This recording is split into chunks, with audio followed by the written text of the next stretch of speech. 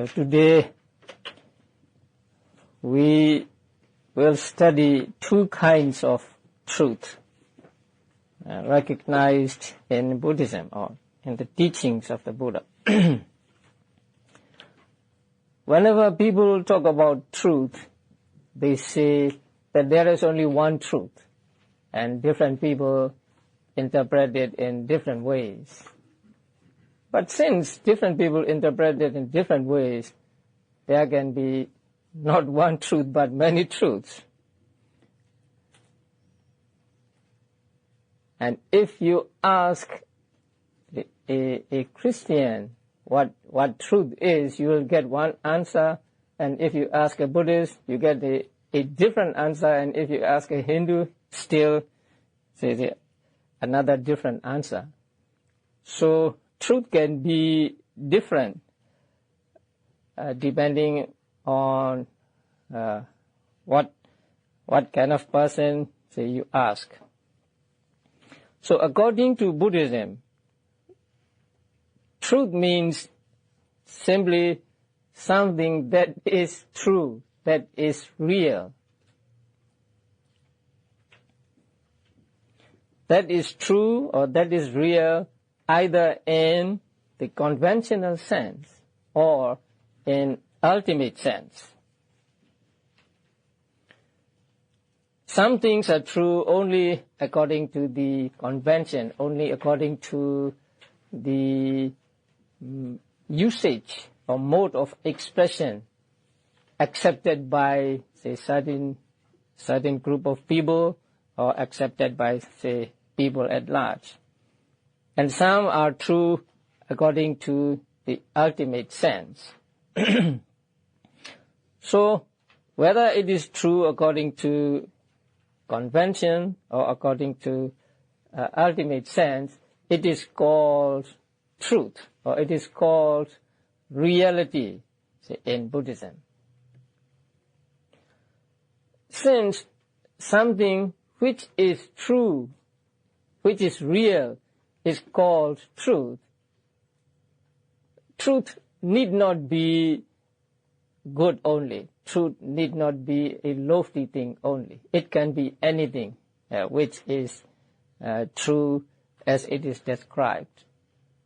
And it is supported by the fact that craving, which is an unwholesome mental state, is taught by the Buddha as the second noble truth. So the second noble truth is craving. So craving is unwholesome mental state which gives bad results, and so which is bad. Bad results, and so which is bad. Which is not good, which is not lofty, but it is called truth in Buddhism. So truth need not be good or lofty. It may be good or it may be bad. It may be lofty or it may be lowly. But it must be true.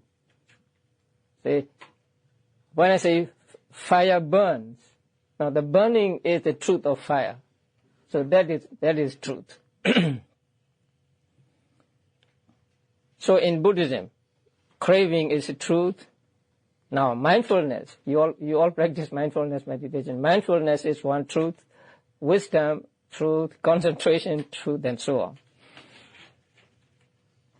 So, in Buddhism, truth need not be good only. So, either good or bad, or lofty or lowly. Whatever is true in the conventional sense or in the ultimate sense is truth.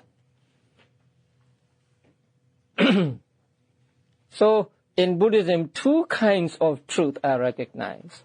So, the first is conventional truth, and the second, ultimate truth.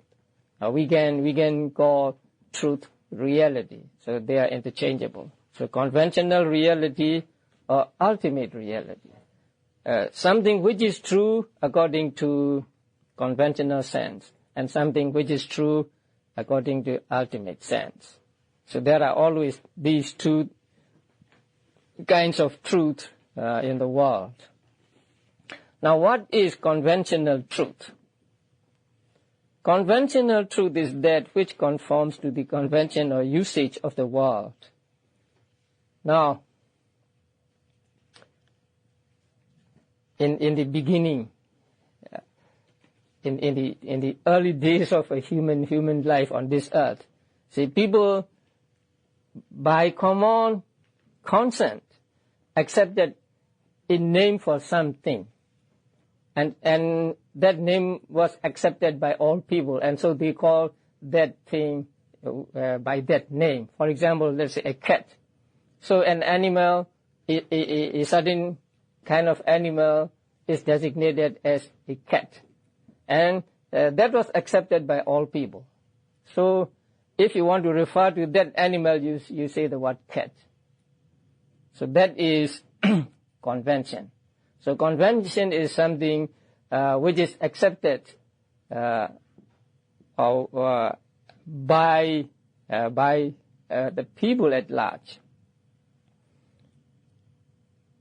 It is accepted by common consent. Now, I was afraid of using the expression common consent before, but lately,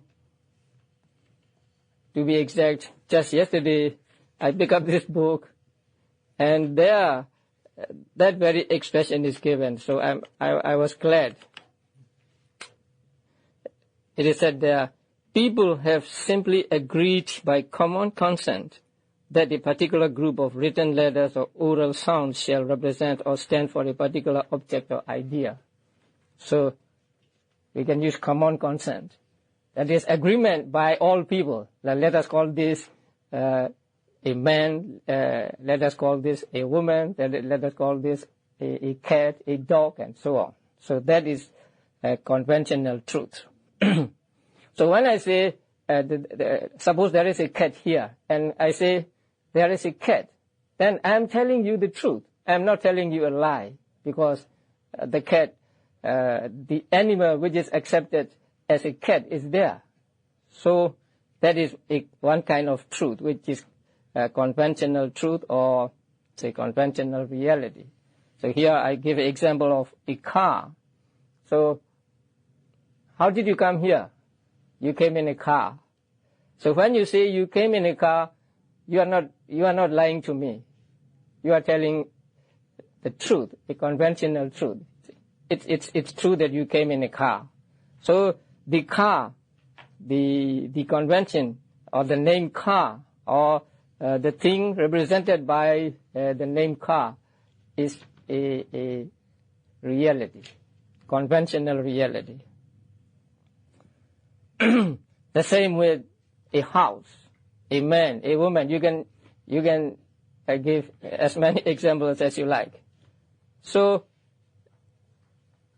everything in the world, say, which is given a name, can be a conventional truth.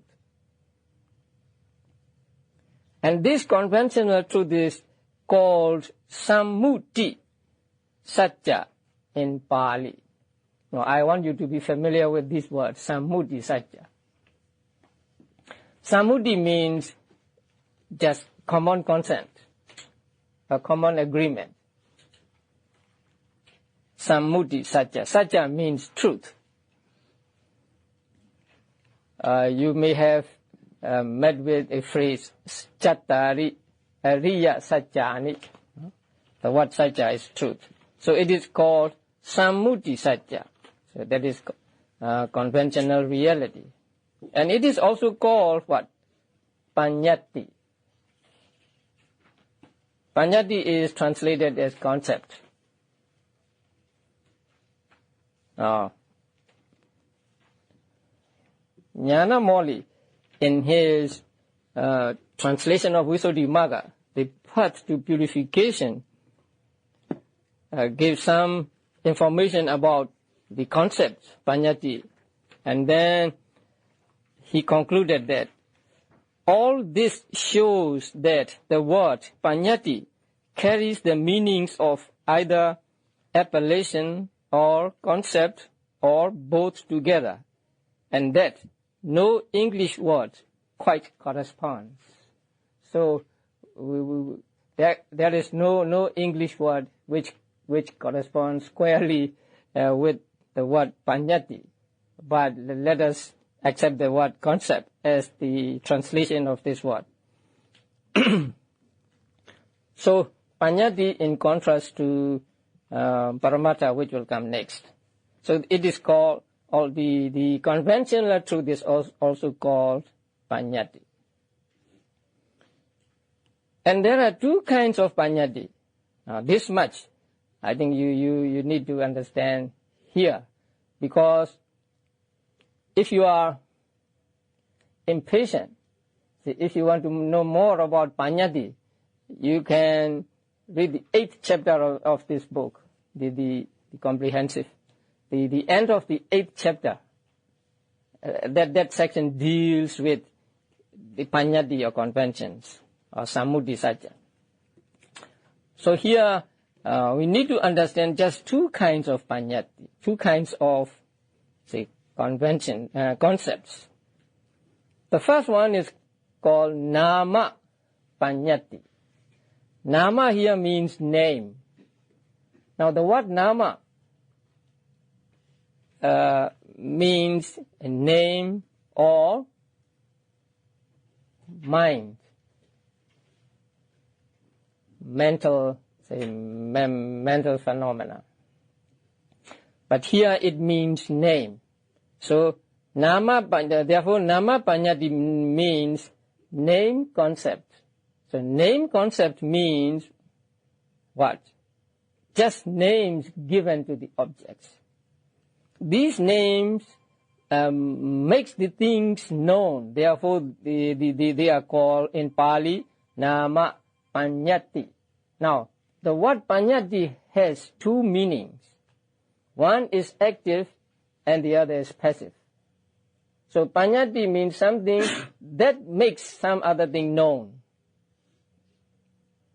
When we say a car, the name a car makes the real car known. So by the word car, we know the real thing, a vehicle with 4 wheels and so on. So paññatti here means something that makes some other thing known, is some name that makes things known. So nama paññatti is names given to objects. So you can have thousands and thousands of nama paññattis. So here in this room, you can have how many paññattis? 10, 20, 30, right? So any name given to a thing or a being is called nama paññatti. A man, a woman, a house, a camera, a tape recorder, a book, a desk. So they are all nama paññatti. And the second one is called atta paññatti. Now atta means here a thing. So atta paññatti, thing concept, that means the objects conveyed by the names or concepts. That means the objects represented by these names. They are called paññatti because they are made known. So here we get the passive meaning of the word paññatti. Sometimes it is good to have two meanings to a word, but sometimes it is confusing, because it can mean both things. So we have to understand in which meaning it is used in a given context. So in the word atta paññatti, the word paññatti means something which is made known. So something which is made known by the nama paññatti, by the name. Again, let us take the example car. So we have the name a car, and we have the thing which we call a car. So that thing is Attha Panyati, thing concept. And the name car is Nama Panyati. So, in most cases, there are always these two Panyatis going together. Nama Panyati and Attha Panyati. A house. So the name house is Nama Panyati. And the real house, the house itself is Attha Panyati. Like that. A man. The name man is Nama Panyati, and the person, the man, is Attha Panyati. So in most cases, we can get both Nama Panyati and Attha Panyati for these things.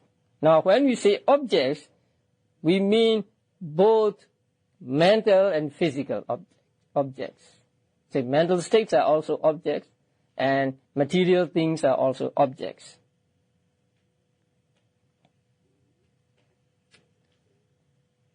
Okay, then what about the name given to a mental state? They called contact. In Pali, it is phassa. So the contact, which is given to the mental contact, the contact of mind with the object. Can we get two Panyatis there?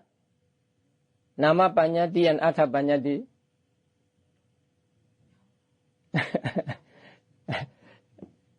We have not come to ultimate truth yet, right?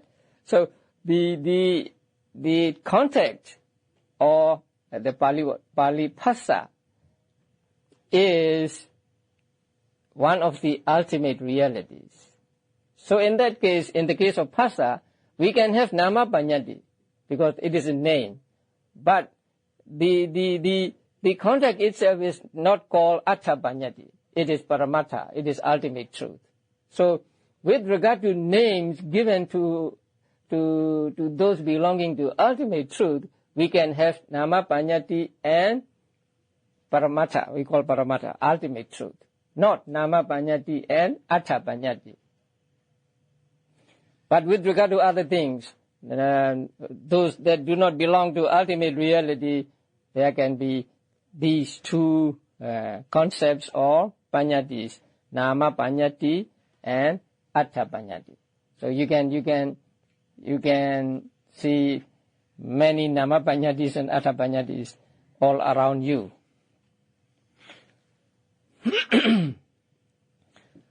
And these concepts, these conventional usages, we cannot do away with.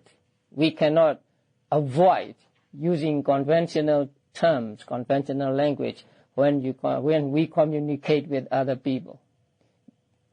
That is because we live in this conventional world, and so we have to use the terms of convention to make the meanings known to other people. Otherwise, there will be a great confusion. Say, a man is a group of the 5 aggregates. A woman is also a group of 5 aggregates. And so, if I say a group of 5 aggregate comes to the monastery, you don't know whether it is a man or a woman. So we cannot do away with the conventional terms when we speak, when we communicate with each other. But we must understand what ultimate reality we are talking about when we use these conventional terms. Okay, so these are called concepts, and that concept is said to be out of time, beyond time, timeless.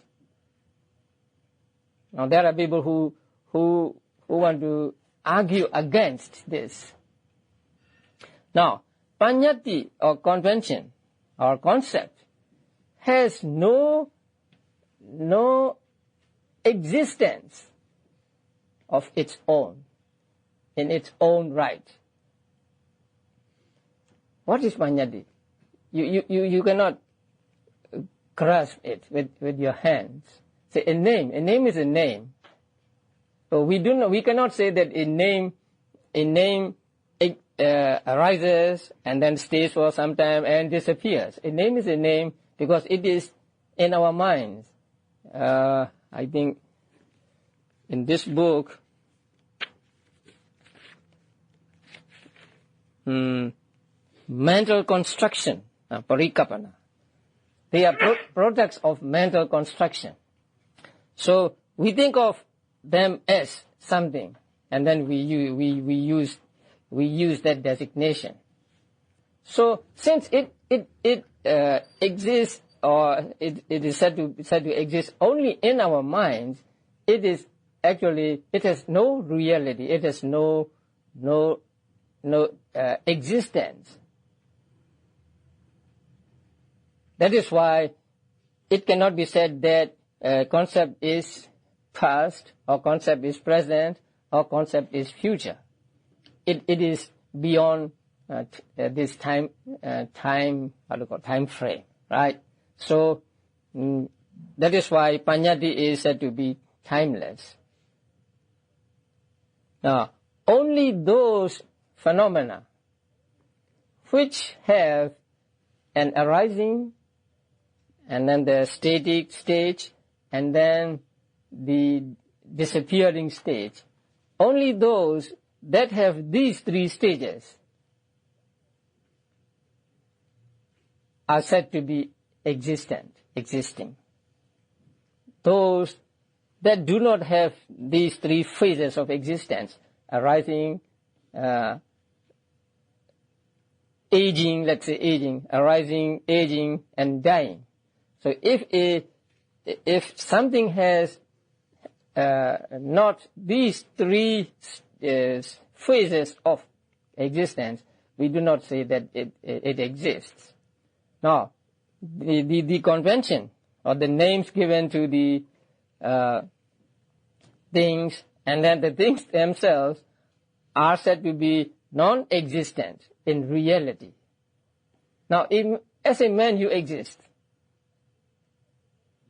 So a man is a convention, right? A man is concept.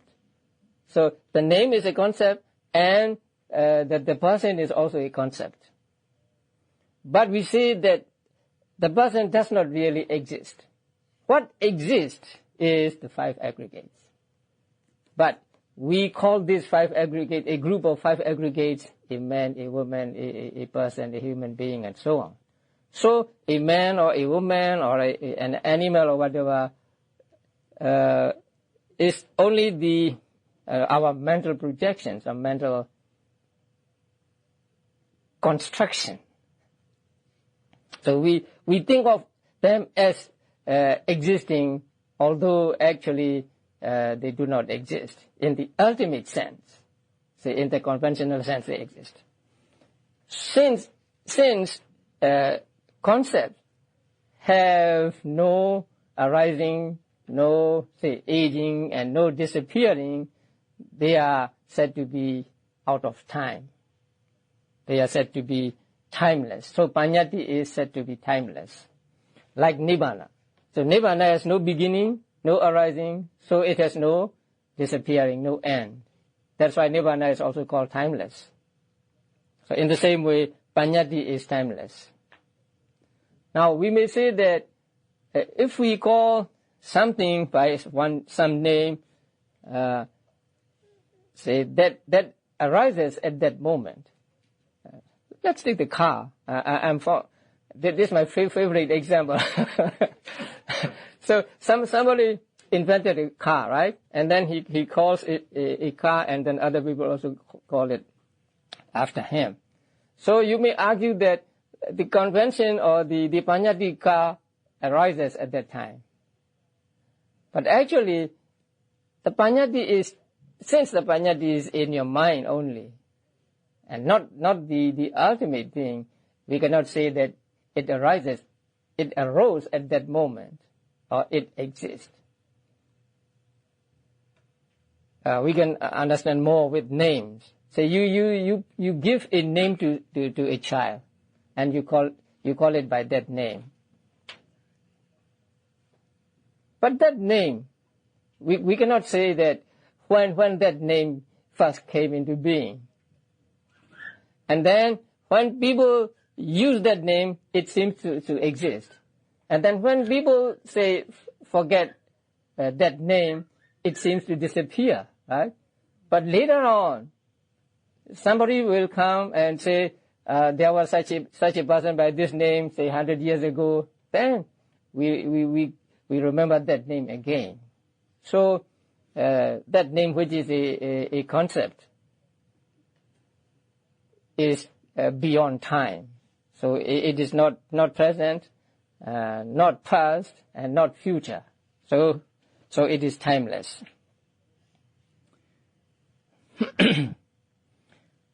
Okay, the second one, the ultimate truth. We are more concerned with ultimate truth because Abhidhamma deals with ultimate truth. So what is ultimate truth? Ultimate truth is that which conforms to reality.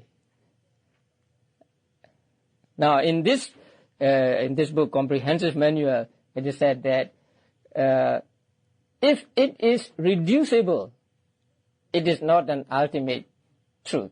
So ultimate truth is that which is irreducible. So the last thing, and you cannot reduce it any further, and that is the ultimate truth. Now, a person, let's say a man. So a man is, the name man is a name concept, and the person is a thing concept.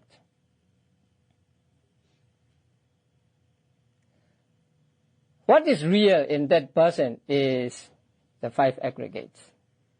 So these five aggregates have a beginning and also the age, and then ultimately they die. So they have this existence of their own, existence in their own right.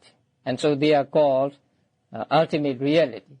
And if we reduce what we call a person to the irreducible elements, then we get, say, five aggregates. Or say we get mind and matter. And so the five aggregates are actually the members of these five aggregates are called ultimate truth because they are real and they have a real existence. They have the existence of in their own way. Now, consciousness means citta. So citta is said to be an ultimate truth because it really is, and it has the three phases of existence: the arising, aging, and disappearing. So after remaining for these three phases or these three stages, the consciousness, one consciousness disappears, and then another consciousness arises. Since the consciousness has the arising and then aging and disappearing, we say that it exists. It exists in an ultimate sense. So ultimate truth is that which conforms to reality, and it is called Paramattha Satya in Pali. Paramattha. We will define it later. So in Pali it is called Paramattha. And this word Paramattha is defined as the ultimate or correct thing, or we can say ultimate or correct reality. Why? Because it is real as it is. It is not otherwise than is stated.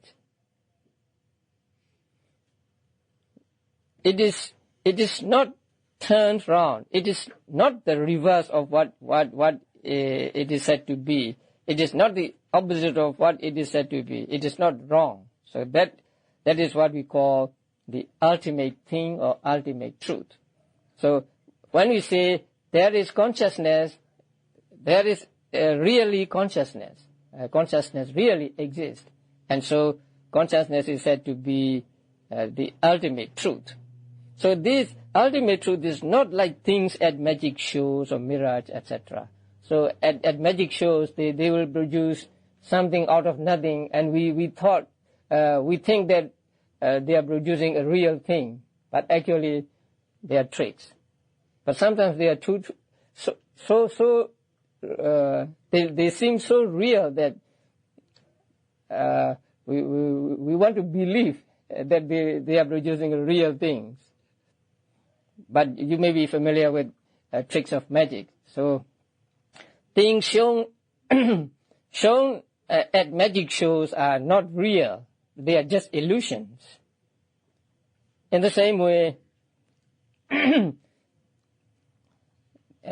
what we call a man or a woman or a car or a house is an illusion. It is not the real thing. But what is real is just the components of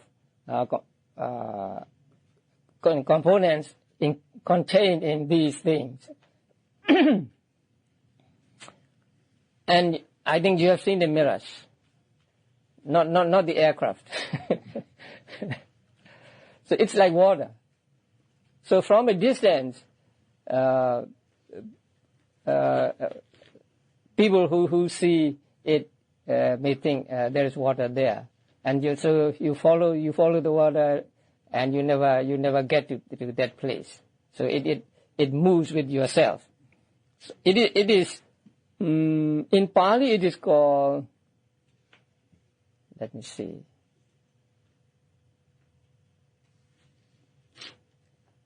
a deer's craving or something like that.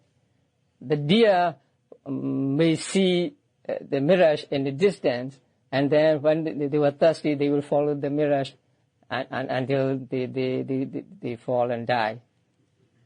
So a mirage is not the real thing, but if you have seen it, it looks like it is real. It looks like there is water up there, and then when you get closer and closer to it, it moves farther and farther away from you. So that is an illusion. So Paramattha, or the ultimate thing, is not like that. It is real, and it really exists. And so that is why it is called ultimate thing or correct thing. And another meaning of Paramattha is that it can be seen by oneself. It can be realized by oneself. Or we can say it is to be seen by oneself. It is to be experienced by oneself. So the ultimate realities can be seen by ourselves, by us, and can be experienced by us. So not like things known from hearsay, which may or may not be true. So when we hear something about something from somebody, that may or may not be true, because it is hearsay. We cannot be sure that it is really true. It may be true or it may be not, because we have not seen it ourselves. Once we see it ourselves, we see it for ourselves, then we know it really is. So it is true. But things we know from hearsay, things we know from report from others, may or may not be true, and so they are not called Paramattha. So in order to be called Paramattha, they must be seen by ourselves. They can be seen by ourselves. They can be experienced by ourselves. Now, take consciousness. Especially when you practice meditation, you know that there is consciousness in you, and sometimes you are mindful of your consciousness, mindful of your mind going out here and there, and that is you are mindful of consciousness. So you can experience, or you can see it for yourself through experience, not through reading books, not through talks, attending talks, not just by speculating, but by direct experience, you can see them. So, some things which can be and which is to be seen by ourselves, to be experienced by ourselves, is called the ultimate truth, so the ultimate thing. For example, feeling. It's too real, right? you sit for meditation, and after some time you get pain here and there, and sometimes it becomes so intense that you have to give up, something like that. So it's very real. You can experience it, and so you know that there is feeling. There is, say, painful feeling. Or if you are happy, there is, say, pleasurable feeling. So you know it for yourself because you have experienced it yourself. You don't have to go to another person to verify it. So what can be verified by oneself through direct experience is also called ultimate reality. So ultimate reality can be verified by one's own experience. Now,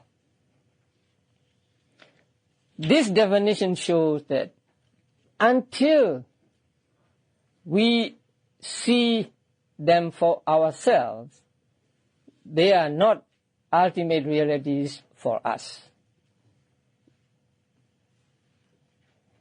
For example, Nibbana, right? Nibbana is the highest of the ultimate realities. Until we see Nibbana for ourselves, until we realize it for ourselves, it is not yet ultimate reality for us. Now we say, may I attain Nibbana, or may you attain Nibbana, and I do some meritorious deeds because I want to get to Nibbana or something like that. We always say that. So when we say Nibbana, the Nibbana we are taking in our mind is not the real Nibbana, but just the name or concept Nibbana. But when, say, we see it for ourselves, when we experience enlightenment for ourselves, then we will have no Nibbana through direct experience, and only then will Nibbana become ultimate reality for us. So until we reach that stage, Nibbana, although it is actually an ultimate reality, is not yet ultimate reality for us. So something to become an ultimate reality, it must be real as it is stated. So it must be not otherwise than is stated. If it is said that there is consciousness, there is consciousness. Consciousness exists, and also it must be it is to be experienced by oneself. It is to be seen by oneself through direct experience. Now, there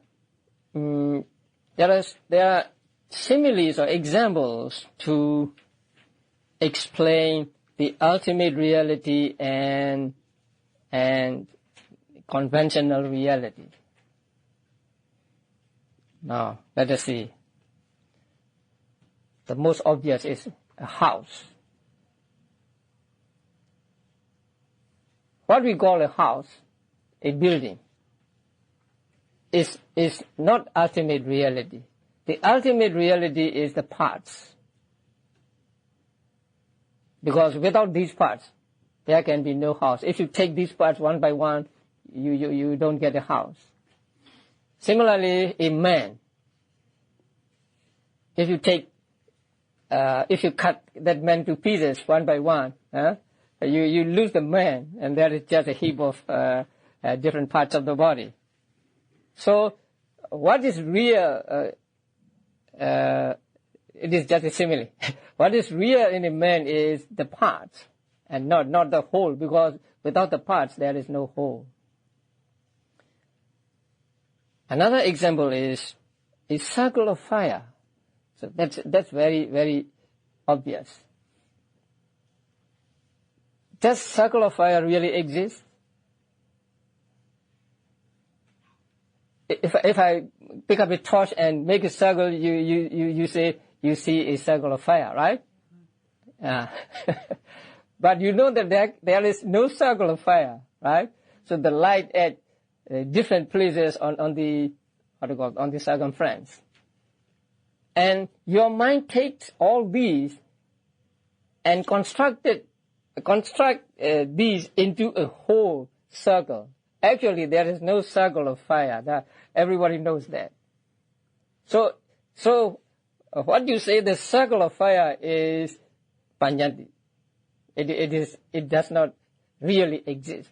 What really exists is the light or the fire at different places, one at a time, one at a moment.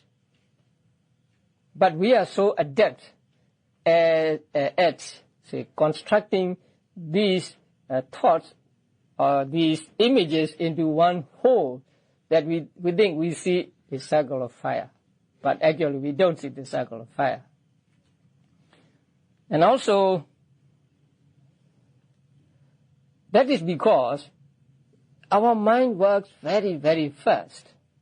And we don't realize it when we are ordinarily talking or speaking or something like that. But when we consider a child learning to read, and then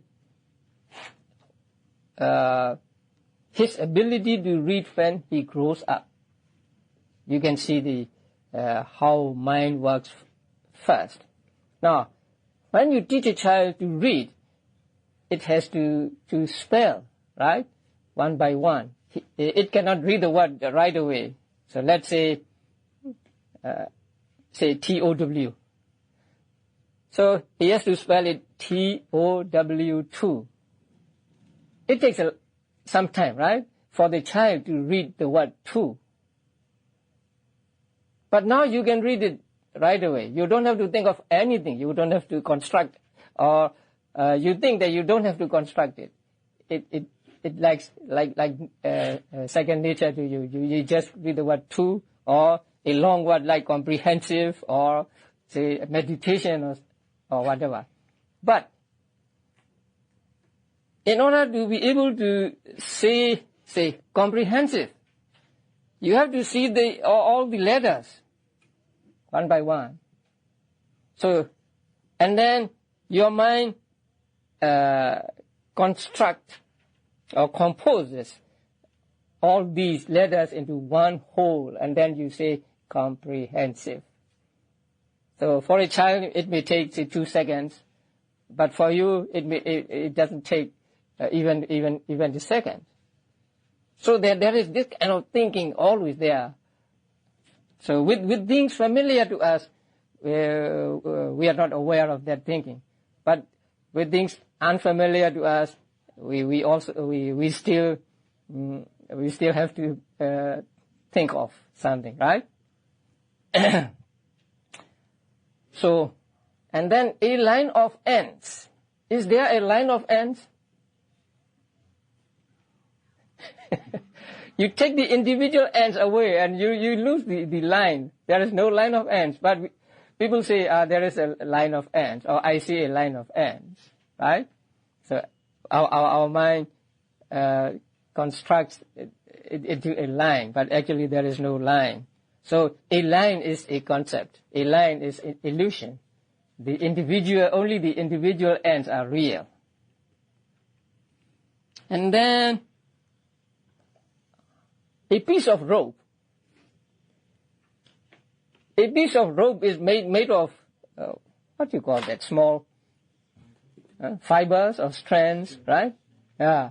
So if you take the small strands one by one, so if you take the individual fibers fibers from the rope, you don't have a rope at all. So what really exists is just the small strands, just a small threads. But you turn it around and then you make it into a rope and you say, there is a rope. So what you call a rope is actually an illusion. What really exists is the threads, small fibers.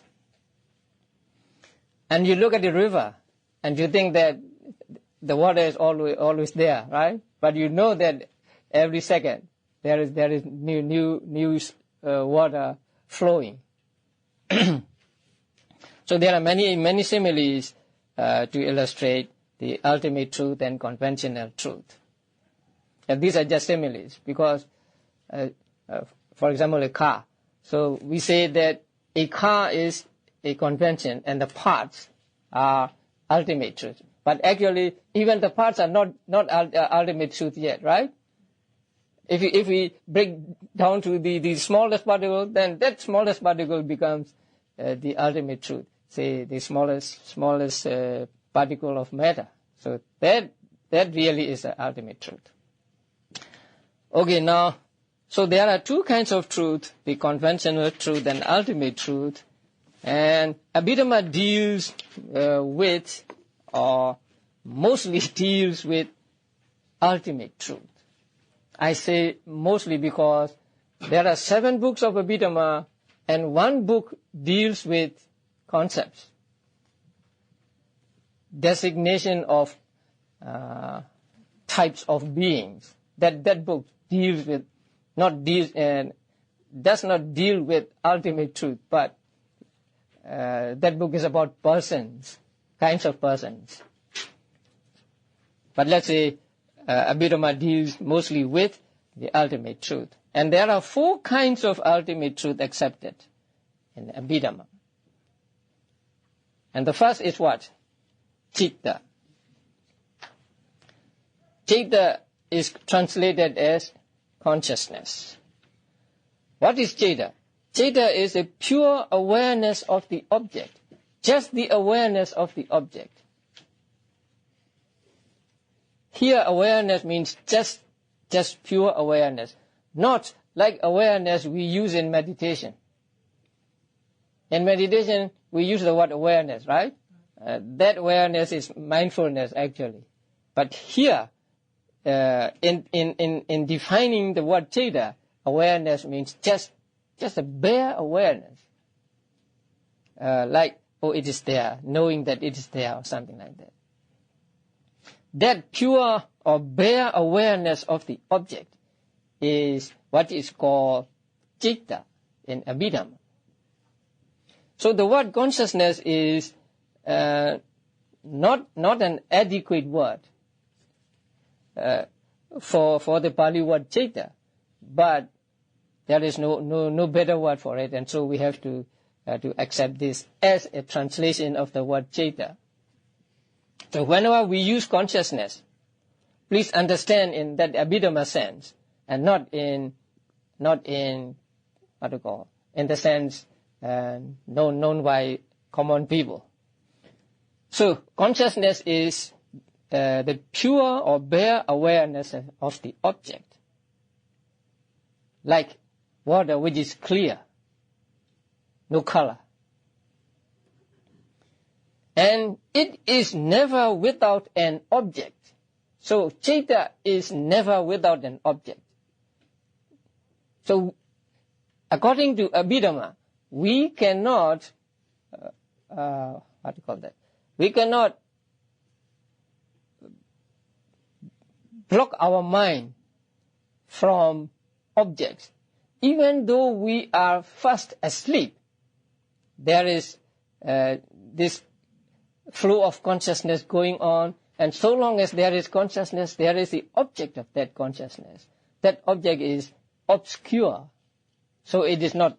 We are not aware of that object, but actually there is an object, and that object serves as something for the consciousness to hold on to. So even when we are fast asleep, even when we have fainted, or let's say even when we are under anesthesia, there is consciousness going on. So consciousness is never without an object. And it is always with us. Now, whether we are asleep or whether we are awake or whatever we are doing, there is always consciousness. So in our life, there is not a single moment when we are without consciousness. Conventionally, we say he is unconscious. So that means he has lost consciousness. In a ordinary sense, yes. But according to Abhidhamma, he still has consciousness. That is awareness of the object. In that case, awareness of the obscure object. So, Citta is never without an object, and Citta is always with us. Actually, so we accept, we Buddhists accept rebirth. So Citta always go on and on and on. Not that it is permanent, but this flow of Citta, this continuity of Citta goes on and on and on. So Citta is always with us. And then there are synonyms for the word Citta, and I think you should understand these words. The first one is what? Vijnana. In the dependent origination, the vijnana is used. Vijnana paccaya, sankhara paccaya vijnana. So vijnana means Citta. Sometimes mana, M-A-N-A. Sometimes Citta is also used. You will find the word Cetasika. Next ultimate reality is Cetasika. There you have Citta, right? Citta means mind. So Citta. And then Manasa. Sometimes mind is called, consciousness is called, or Citta is called Manasa. Sometimes even it is called Hadaya. Hadaya means a heart. Both in English and in Pali, or maybe in other languages as well. The heart and mind are connected. The word heart is a synonym for consciousness or Citta, or mind. He has a good heart or something like that. And that means not the physical heart. Say he has a good mind, he has a good frame of mind. So these words are the synonyms of the word Citta. Sometimes, especially when something is written in verses, they may use these synonyms to conform to the meter of the verse. Say sometimes you need only 2 syllables, or sometimes you need 3 syllables. So when you need 3 syllables, you will use vijnana. And when there are only space for only 2 syllables, then you may use Citta or mana, something like that. So these are the synonyms of Citta. And there are 89 or 121 types of Citta, or consciousness, recognized in Abhidhamma, or taught in Abhidhamma. So in this first chapter, we will study the different types of consciousness in detail. Now the second ultimate reality is Cetasikas. Now you find the word Citta there. So they are translated as mental factors, mental concomitants, or maybe by some other names also.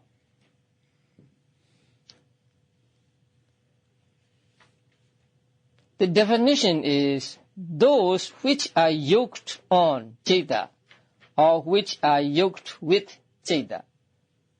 That means which are associated with Citta. And that means which arise together with Citta, depending on it.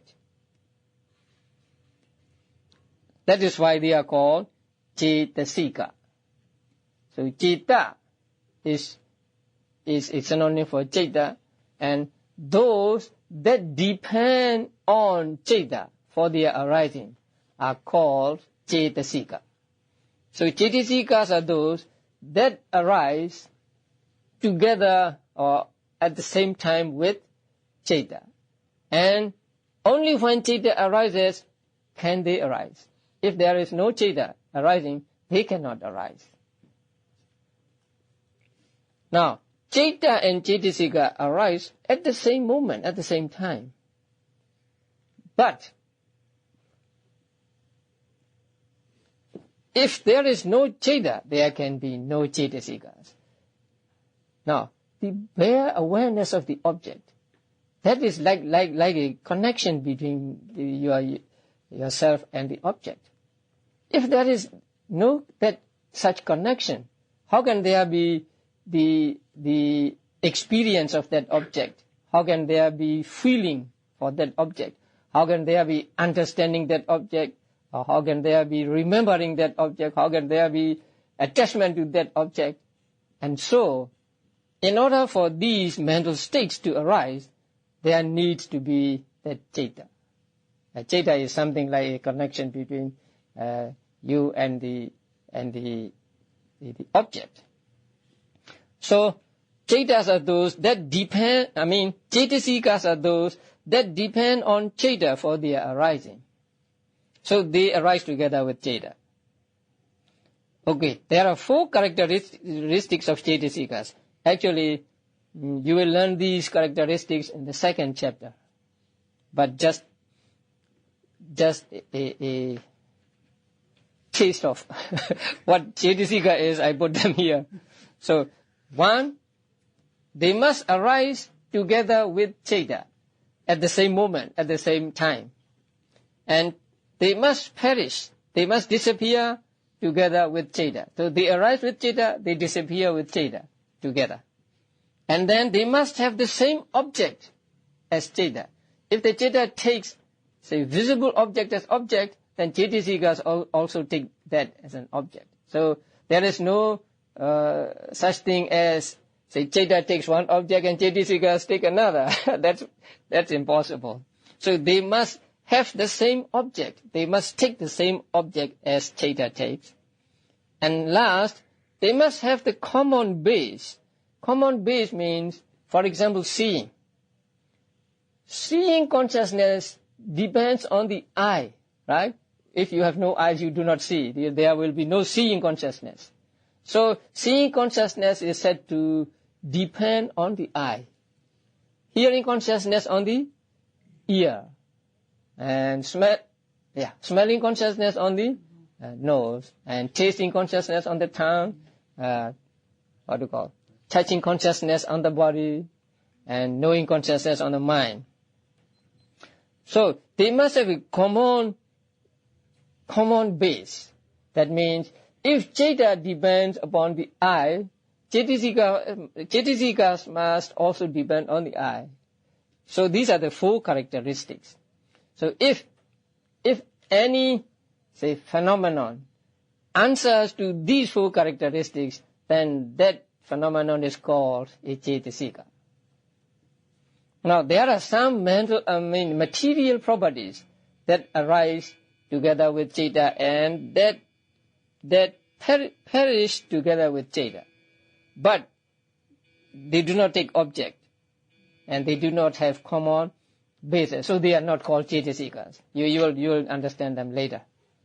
So these are the 4 characteristics, and in order to know whether something is a Chaitasika or not, we can check with these 4 characteristics. If they have these 4 characteristics, then we can say that they are Chaitasikas. So, arising simultaneously with Chaita, disappearing simultaneously with Chaita, having the same object with Chaita, and having the common base, or depending on the same base as the Chaita. And how many Chaitasikas are there? 52. So 52 Chaitasikas are recognized in Abhidhamma. And Chaitasikas we will study in the 2nd chapter of this manual. And the 3rd reality is called Rupa. The Pali word is Rupa and English translation is matter. What is rupa? Now, rupa is that which changes when coming into contact with adverse conditions, such as cold, heat, etc. So, especially the rupa in your body. So, when you go in the sun and it is hot, there is one kind of one continuity of, say, material properties. Then you go under a shade, and then you have another kind of material properties. And if you take shower, then another kind, and so on. So that which changes with cold, heat, hunger, thirst, bites of insects, so that is called rupa or matter. And change here means obvious or discernible change, because mind changes more quickly than matter. But mind is not called rupa, because the change of mind is not so evident, not so obvious as the change of rupa. So only the change which is obvious, which is easy to see, which is discernible, is meant to be changed here. So that which changes with these adverse conditions is called the rupa, or matter. And it exists in living beings as well as in outside things. So there is rupa in our bodies, and there is rupa in the house, in the car, in the trees, and so on. And so rupa is both internal and external. So rupa exists both in living beings and in outside things. But citta and cittasika arise only in living beings. And it has no ability to cognize. It doesn't know. So you can hit the desk and it will not say, oh, I'm painful or something like that. So rupa has no ability to cognize.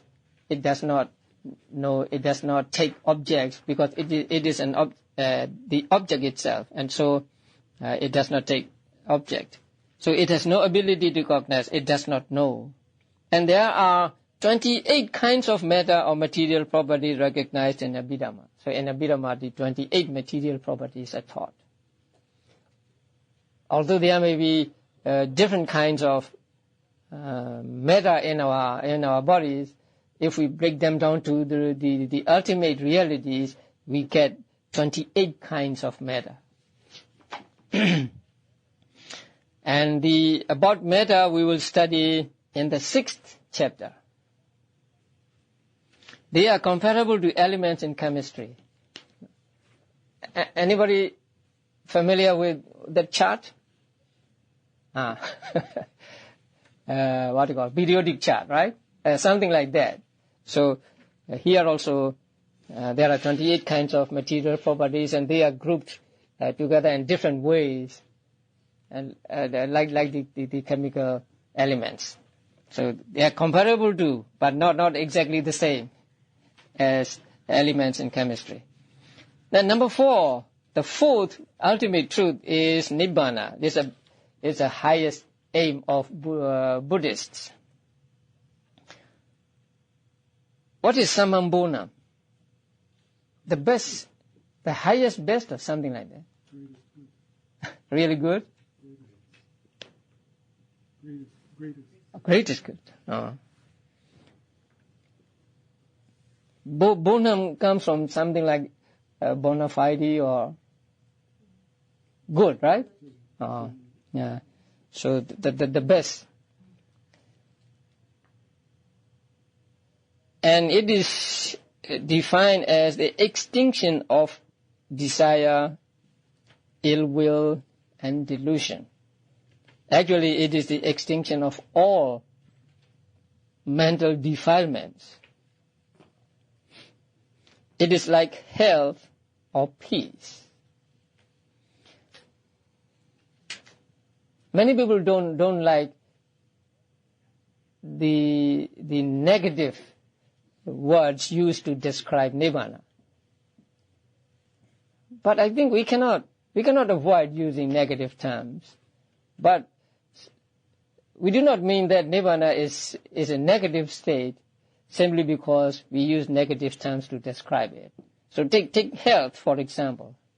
What is health? No disease, right? So freedom from disease, or having no disease, is called health. So health is a positive state. Do you think it is negative? No. So, but it can be described in, say, the absence of disease, absence of, say, illness is health. So something like that. Peace also like that.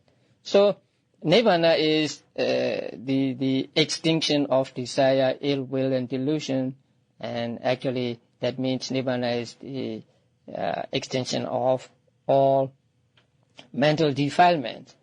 And also it is described as liberation or freedom from suffering. Or we can just say here also that extinction of suffering.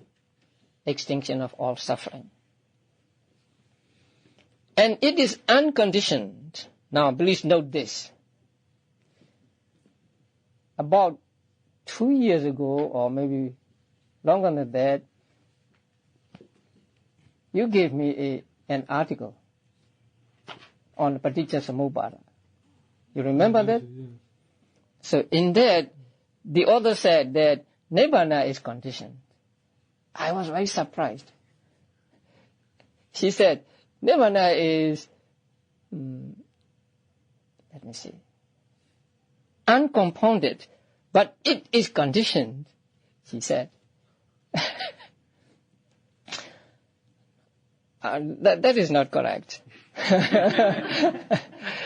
She did not understand the Pali word sankhata correctly. The word Nibbana is described as asankhata. A means not sankhata. And sankhata is translated as compounded by many authors. So she took that as a correct rendering, and so she accepted that Nibbana is uncompounded. Nibbana is not a compound of anything, but she said Nibbana is not unconditioned. But when Buddha described Nibbana, he used the word not made. So not made and unconditioned are the same. Along with the word asankhata, another word used is akata. Akata means not made. So definitely Nibbana is unconditioned. There is no condition for Nibbana.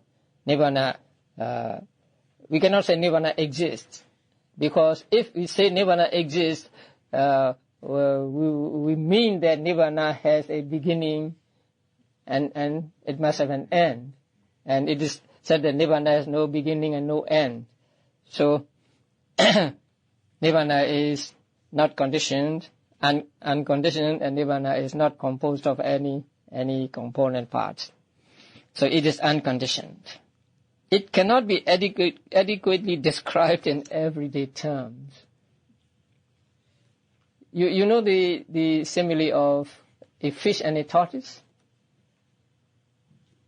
A tortoise, say, goes up to the land, and he walked about on the land, and then went into the water again, and then he talked to the fish, and the fish asked him, what were you doing? Oh, I'm going up and then walk on the earth, and I saw trees or something like that. But the fish could not understand what that was, because it has never been on the land or something like that. We have never been there, and so we cannot really understand what it is, and also it cannot be described adequately in everyday terms, because it is totally out of this world, and we always think in terms of this world, in terms of existence. You know, I always tell you, many people think that Nibbana is a place, some place or some realm to reach or to go to. And if we say Nibbana is the extinction of all suffering, and all suffering means extinction of all five aggregates, you may not want to go to Nirvana. You may not want to realize Nirvana. Because we always think in terms of existence. If we are going to go out of existence and not become anything again, would it be acceptable to you?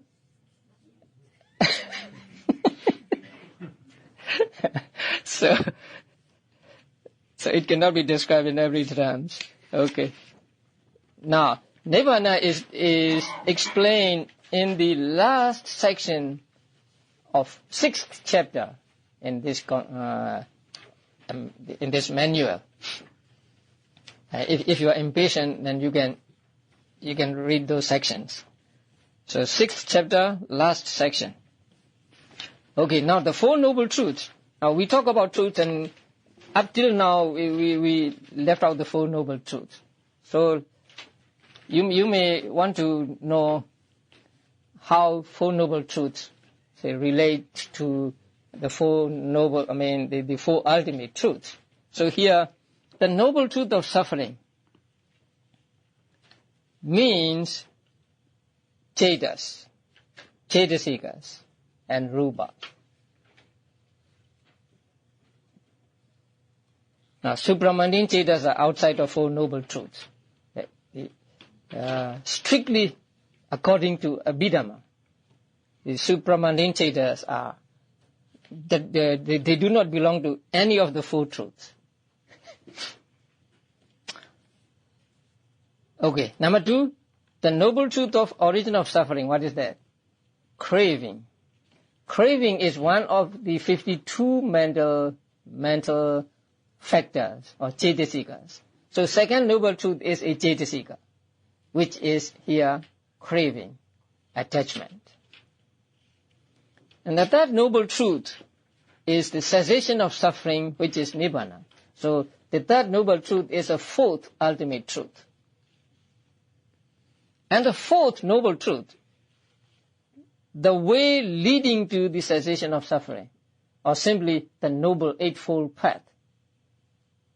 Where does it belong? Noble Eightfold Path is just a combination of 8 cetasikas, 8 mental factors. So they belong to, or the fourth noble truth belongs to the second ultimate truth, right? So the four noble truths are actually included in the four ultimate truths, but not one-on-one. Say, the first noble truth belongs to the first ultimate truth, the second ultimate truth, and the third ultimate truth, because cetas, cetasikas, and rupas. And the second noble truth belongs to the second ultimate truth. And the third noble truth belongs to the fourth ultimate truth. And the fourth noble truth belongs to second, right? Cetasikas. Yeah. So the four noble truths are included in the four ultimate truths.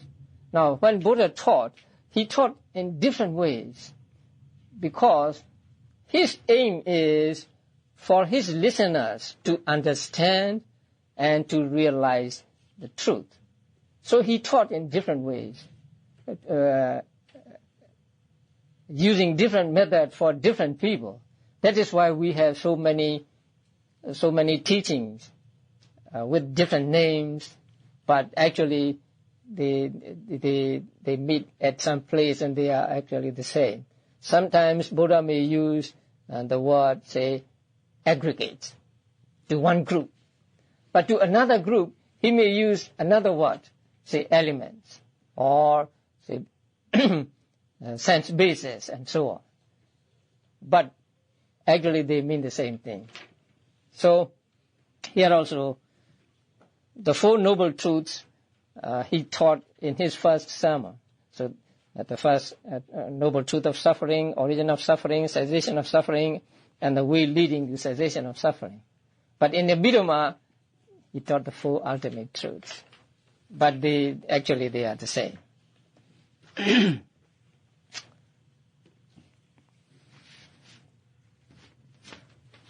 Okay. If you have questions, we have some time.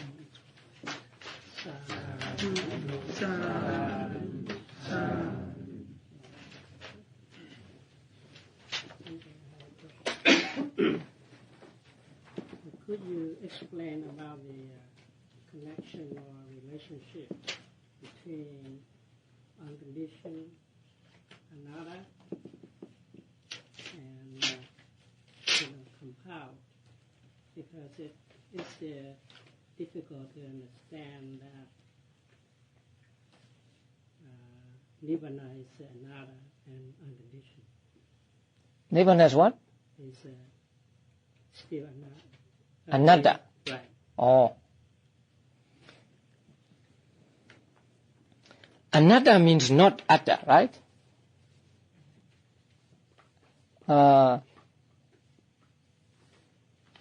Atta means a soul or a permanent entity. It is translated as self or soul or whatever. And Nibbana is not soul. That is why Nibbana is called anatta. But Nibbana has no causes. Nibbana does not depend on anything at all, any condition. That is why it is called unconditioned. It is not made by any causes. But since it is not atta, it is called anatta. Is that what you want to know? May I ask you something? When you say health, yeah. So the same thing like in nirvana, because unconditioned, you don't feel anything, no suffering, health. When you say the concept of health, it means something like nirvana. Yeah. Something we cannot find anywhere. No place for health. Like in nirvana, no place for nirvana. Right. Yeah. We cannot say nirvana exists. Nirvana is here or nirvana is there. There is no place. Yeah, no place for that. Yeah. So timeless and spaceless. Right. Yeah. So health, the same. Yeah. Something like health. Yeah. We can enjoy health, but when we come to define it, we find it difficult to do so. So we say, nirvana is absence of disease. But, something like that. I don't understand like this. We have a body. When we don't feel suffering, sickness, we feel like we recognize health. So, but only Buddha can recognize nirvana, or at the state of Buddha, he doesn't recognize anything, nothing. We, human beings, we recognize health. Because of our body, we don't have the feeling of the suffering. So we recognize health. But we don't recognize the nirvana until we become Buddha. But when human beings become Buddha, so Buddha doesn't feel anything. So nirvana is a state that no feeling at all. Right. Once a monk asked the Venerable Sariputta whether Nibbana has any feeling. And then Sariputta said no.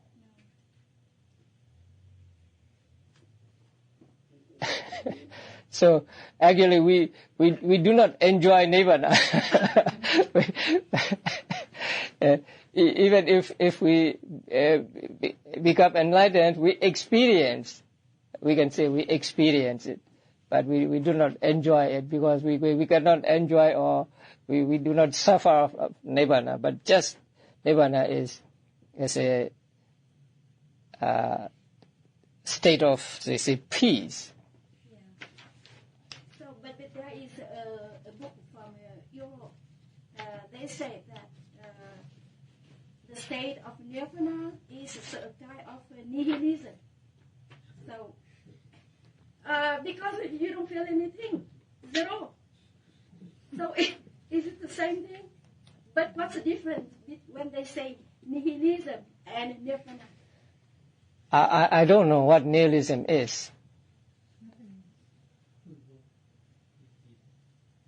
Nihilism is a kind of the philosophical term telling that reducing to zero to nothing, nothing, no feeling, nothing, and nothing at all. That's a state. So it is said that when a Buddha or an Arahant dies, there is no more rebirth for him, Yes. right? Yes. So that means no more existence for him, no more life for him. So he just disappeared. Yes. So I don't know whether you call it nihilism or not. But whether it is nihilism or not, nirvana is nirvana. Yes. And you may like it or you may not like it. That is your business. But nirvana is nirvana. That's why I told you may not like it if you really know what nirvana is. So, okay. Is there chitta within nibbana? No. Nirvana is one ultimate reality. And if there is chitta in nirvana would be not permanent. Nirvana would be impermanent. So there is no chitta or chaitasika or rupa in nirvana. Nirvana is just one distinct reality. Okay. I wonder if the ultimate truth could be altered by conditions or by situations, circumstances. And what I'm thinking, what I have in mind is that, for example, talking about sensation experience. If I had one hand in a warm bucket of water, the other hand in a cold bucket of water, and in the middle I have just a normal temperature bucket of water. I put both hands in there. One hand, which was in a warm bucket of water, may say it's cold. The other one, which was in a cold water bucket, may feel as warm. So that may be an illusion. And so in that case, it's sort of hard to tell sometimes what is real and what is not.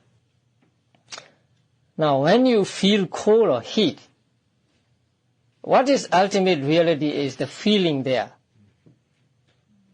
not your hand. Feeling is feeling. It has the characteristic of experiencing the object. So the object may be hot or it may be cold, but you feel it, you experience it. And that experience is what we call feeling. And that feeling does not change. Feeling is feeling. Feeling of cold or feeling of heat or feeling of neither cold nor heat, something like that. But feeling is feeling, and the characteristic of feeling does not change. It cannot be changed. That is one way of explaining the ultimate truth. So, say the ultimate truths are impermanent, right? So every moment they are arising and disappearing, arising and disappearing. But even though they arise and disappear, they do not change their intrinsic nature. Say, if consciousness is the awareness of the object, it is always the awareness of the object. It does not change from that to some other thing. So that is what we call ultimate truth.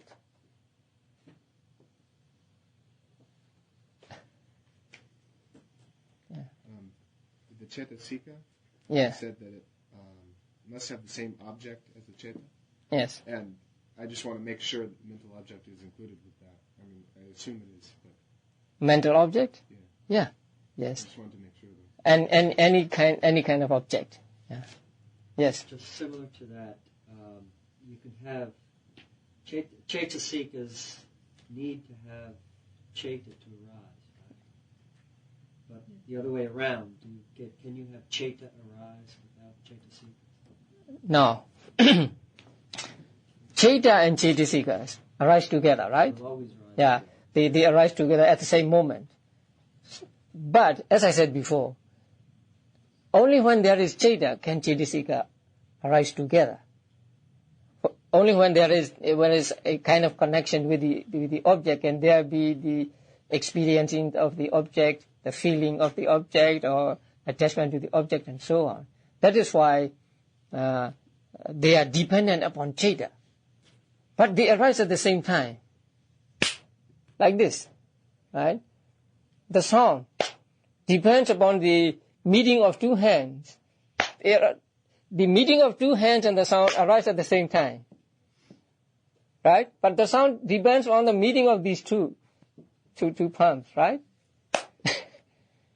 So we say that the sound arises because there is a meeting of the palms together. But the sound arises not after they met. Just at the moment of they are coming together, the sound is produced. So something like that. When consciousness arises, Chaitasikas also arise together with consciousness. So Chaita can't take just Chaita and an object. There will always be a mental factor, Chaitasika with it. They are Have Chaita and an object. Chaita arises only where there is an object. And Right? you always need to have Chaitasika with. We do not say that Chaita needs Chaitasika to arise, but they always arise together. And since the arising of Chaitasikas depend upon the Chaita, we say the Chaitasikas depend on Chaita. But also, although they depend on Chaita for the arising, they arise together, like the sound, like I said. There is the explanation that, say, Chaitas cannot arise, Chaitasikas cannot arise without Chaitas. Right? The same is true to Chaita. Chaita arises with Chaitasikas. Say, Chaitas they do not arise alone. So, whenever Chaita arises, Chaitasikas also arise. But it is like, say, you are doing something together, and one is a leader and the others are followers. You work together, but say you depend on the leader. Like the subject and the object. You must have this. You must have an object for the first thing to see something, like for seeing. To see something, there must be an object. Oh yeah, yes, that is right. That's how it's connected. Yeah. You can't have a leader unless you have someone following the leader.